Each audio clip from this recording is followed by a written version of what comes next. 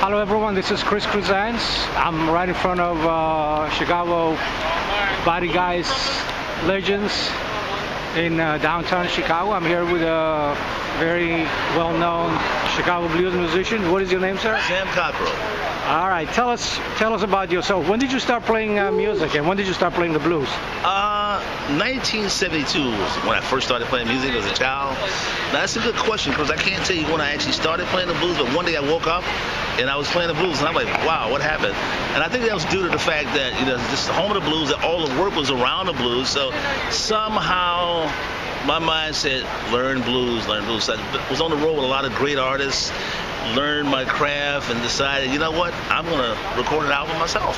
And I've traveled all around the world, a few times over, and it's been a blast. I really wouldn't change a thing looking at how things are now, just because sometimes you got to lose to win. That sounds strange, but you have to lose to win. And so if I hadn't done the things I've done, I wouldn't have amassed all the friends and fans that I've had in other places in the world if I had stayed in Chicago. And sometimes you got to go places and create something else in case things slow down here for whatever reason. Music is ever changing and artists are ever changing. And I have to mention you were inducted in the 2013 Chicago Blues This is true. Hall of Fame. This is true. And also in Canada, correct? Tell us about the Canada connection. Well, because you're well known in Canada. I spent 15 years in Western Canada. I was also in BC. I was in Saskatchewan, Manitoba, Kenora, which is Ontario. So I mean, man, if I died today, it'd have been like a great career. And sometimes people equate money and fame with success. I mean, I wake up every day and I'm doing this with you now, and I don't do anything else. If I could get paid for sleeping, I'd have been a billionaire like maybe 20 years ago. But Canada, man, has been a great platform for me. I mean, I've had some tremendous shows, met some great people, and again, because I was gone, people kind of not forgot, but they didn't see me often, so they thought, well, wow, what happened to him? One guy told me he thought I was dead. I said, no, I was just on tour everywhere else except for where I live. So then I decided it was enough. After 15 years, I came back, and I reestablished myself here in Chicago. Well, not reestablished, but just became more visible. So people say, oh, there he is, and I put out a couple records, which I happen to be holding two right now. Yeah, let me see. The first one is entitled I'm in the Business. I don't have that at the moment. No, I don't have it at the moment. But just to mention a few of my friends on that record was Carl Weathersby, Billy Branch, the late, great Michael Coleman, Maurice John Vaughn, and Mike Wheeler, who's in a place right now playing at Legends. And the second album featured another cast of members, the world-famous Memphis Horns from Tennessee that have played with every great group in the world. Otis Redding was where they really got their start, and Willie Mitchell. And on this album, I'm here with my good friend Ronnie Baker Brooks, the late, great Chico Banks, Joanne Connor, Brother John, Brother John. Brother John Kaki. Brother John Kaki, great player.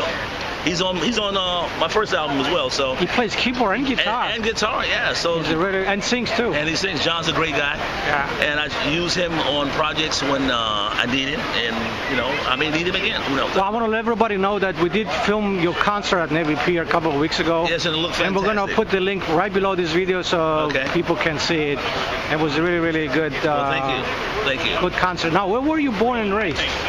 Right here in Chicago, King County Hospital, 1958. And I got a birthday coming up, God willing. Happy birthday. Yeah, thanks, man.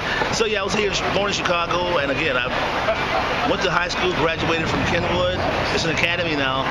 Went straight from Kenwood to Europe because my mom said, you're going to go to college? That was the plan for theology. But I couldn't pass up yours as a young musician. It was just like burning, get there. And I never got a chance to go back, but I don't have. Were you playing the guitar as a first instrument? The first instrument was guitar. Everybody played guitar, but somebody had to sacrifice it, needed a bass player.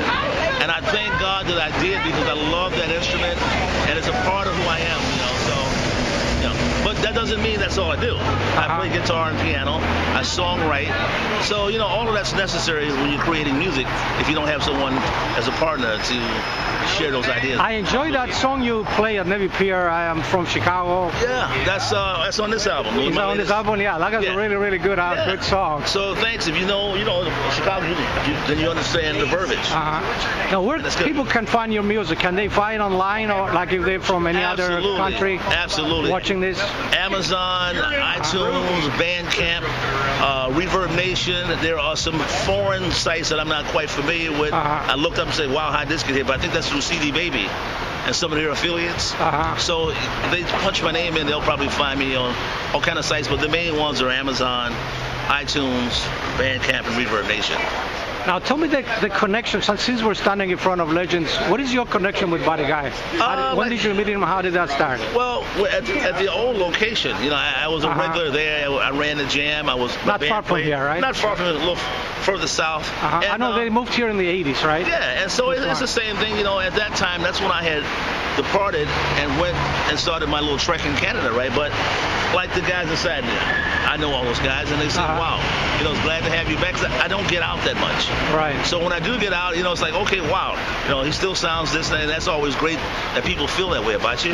Because I work hard to try to maintain what I have for an older guy now, So, like I said, I'll be 59 if God willing, September the 17th. So I work real hard, man, at trying to put stuff together and to make sure that people are satisfied with what I'm doing work-wise, So all you can do is hope. Now I ask this to everybody around the world when I interview them. What is your message to the people watching all around the world? Keep in mind this channel is in 220 countries. Well, you know what, man? My music is about togetherness, unity, and peace, and creating a good vibe, man, so that people can take that and maybe use it in their real life and try to not think that we're all so different and using music to kind of heal how you feel about stuff. Because at the end of the day, we all want to be happy and secure and have people who love us. So that has nothing to do with what color you are, what country you come from.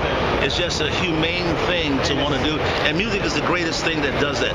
Look at the concerts. It brings people from all walks of life together. And that for that time there, they're all one and digging the vibrations of the music that the guys are sending. And actually, the Chicago Blues are known all over the world, from Japan to Europe, Asia. Absolutely. And they really, really like that stuff. And I'm really lucky and to live in the city and enjoy all these concerts. Yes, a lot have all these great musicians here. Yeah, a lot of my friends are great musicians and good people. I support all musicians. See, a lot of times people want to put you in some kind of competitive thing, but it's not that way.